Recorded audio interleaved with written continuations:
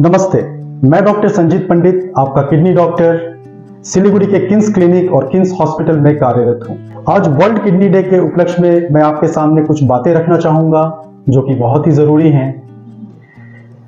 अक्सर एक छायादार वृक्ष और हमारे बड़े बुजुर्ग जिस तरीके से हमारा ख्याल रखते हैं जाने अनजाने हमेशा, ठीक उसी तरह हमारी किडनीज भी हमारा बहुत ही ज्यादा ख्याल रखते हैं। जैसे हमारे लिए ब्लड को बनाना, ब्लड प्रेशर को मेंटेन करना, शुगर को मेंटेन करना, शरीर में एसिड बेस का मात्रा को मेंटेन करना, पानी की मात्रा को मेंटेन करना, इसके अलावा जितने भी हमारी शरीर की गंदगी है उसे फिल्टर करके यूरिन के रास्ते बाहर भेजना। इसलिए हमें इसका ख्याल और भी ज्यादा रखना चाहिए क्योंकि ये हमेशा 24 घंटे 7 दिन 365 दिन हमारा ख्याल रखती है।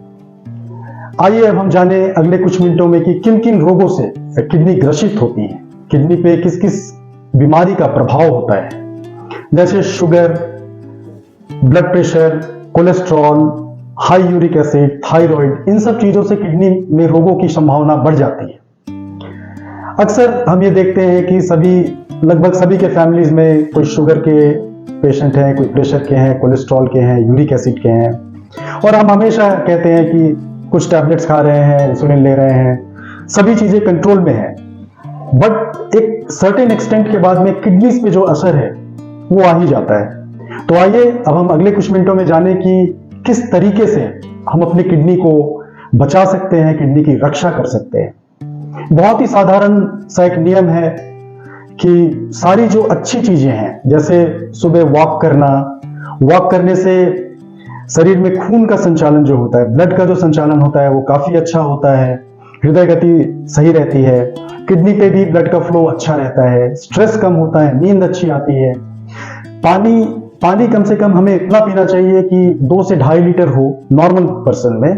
किडनी पेशेंट में अमूमन हम ये रिस्ट्रिक्ट करते हैं कि किसी में 1 लीटर देना होता है, किसी में 1.5 लीटर, वो पेशेंट को देखकर हम लोग डिसाइड करते हैं। प्रोटीन की मात्रा भी हम पेशेंट को देखकर ही डिसाइड करते हैं कि प्रोटीन की मात्रा कितनी होनी चाहिए।